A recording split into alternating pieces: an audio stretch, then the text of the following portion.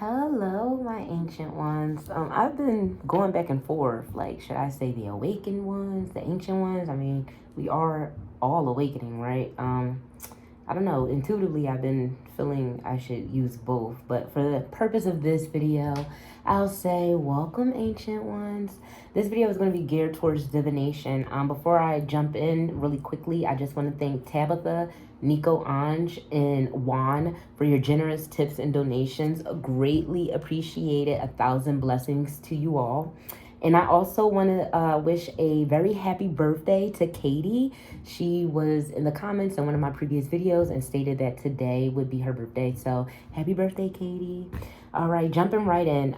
So in the previous video, I said that I would go over divination and the importance of creating your own. Divination is the term for psychic tools that we use to see into the unseen realm to gain access, information, downloads, etc., right? But the importance for the ancient ones to make their own oracle and decks and using more natural elements like working with stones is important because it's going to help awaken you. It's going to help trigger that activation further and start that, you know, that energy of the kundalini rising, because you're gonna start tapping in so innately into yourself that it's going to start making your chakras align, and you'll start feeling it. It'll start at the base of your spine, down right there near your tailbone, and it'll feel like electrical spark or like this vibrating feeling. So like the more you awaken, the further that snake starts to go up and starts hitting each of the chakras. And how we can start that is by tapping into our ancient ways.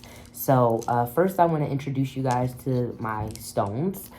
These are stones I've collected through you know, various parks that I've hiked in, and also this one comes from the beach.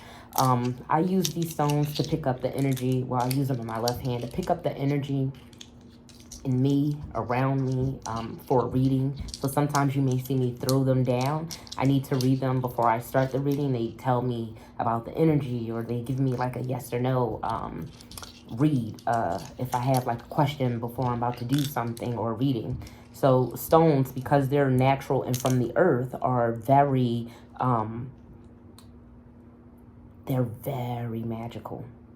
They're very magical. This one comes from the beach. Very magical. They hold a certain vibration. Like I spoke before, how different hobbies have vibrations. So I'm always picking up on people out in nature.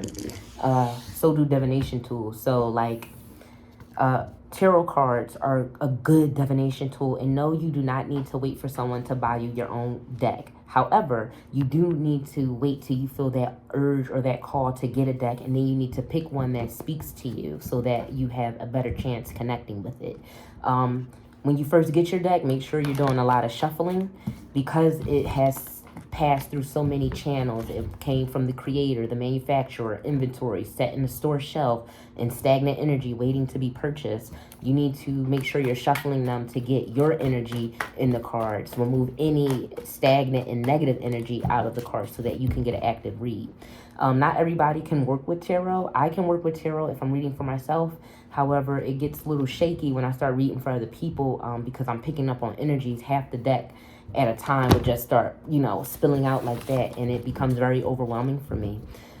With that being said, throughout the past year, I've created over 200 plus, going on 300 plus oracle cards that come from downloads that I receive from meditation and all of my spiritual work. A lot of you need to write down your downloads in an oracle deck form. That could be anything from like nature spirits, chakras, colors, saying things like this, like deep connection, you know. Wow, nature spirits, and then I cracked it on deep connection, and I can't even find it now. Some of you may be connected to nature spirits. Like I said, I always pick up on hiker energy, outdoorsy people energy. Yeah, but like some of you need to make your own oracle decks. It's gonna help hone in on your intuitive skills and your reading skills that you need for divination work. So practicing with your own oracle deck is the best way. These are downloads that you would personally receive from meditation sessions, deities and ancestors, so on and so forth. And then we can move on to scrying. So 3 ways you can do that. You can scry in water, which is one of the most ancient ways to do so. You can scry in a mirror. You can make your own scrying mirror by buying black, it's a certain type of black paint, but you can get it from the arts and crafts store like Michael's, AC Moore, what have you, even the art supply store, and you can paint your mirror black. And then the other way is either a crystal ball or a black obsidian scrying ball. I chose black obsidian because it's naturally protective, and a lot of times when you see me on my channel, I will be wearing black because it is protective. And I'll also stay with heavy jewelry on because gold is not only protective, but it speaks about prosperity, and it's closer, is one of the most ancient materials that are closer to the ancients.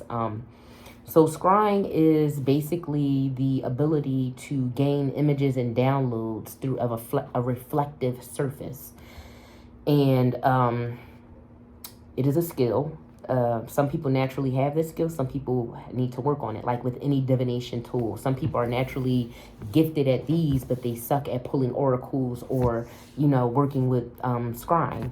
I love to scry. It allows me to exercise my remote capabilities.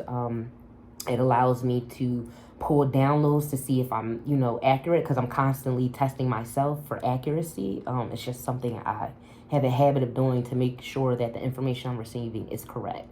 So I'll sometimes use a mixture of my divination tools to get clarification, which is why a lot of times in my readings, I'll pull out my scrying ball because it allows me to see into the energy instead of just reading it through the oracles.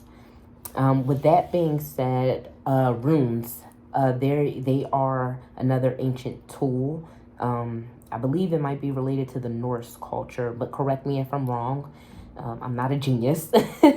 But yeah, runes are another divination tool. You sometimes see them on like little stones or wood chip pieces, and they have different symbols on them, like for protection and love and money and things like that. Bones, preferably chicken bones, for my hoodoo, voodoo people out there.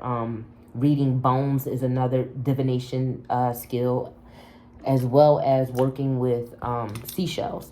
And I would suggest if you do get your own seashells, leave the sand on it because it helps when you're trying to channel or trying to get that feeling. And I was called to bring these out because I use these seldomly to read or listen to the ocean, because you can get downloads like that.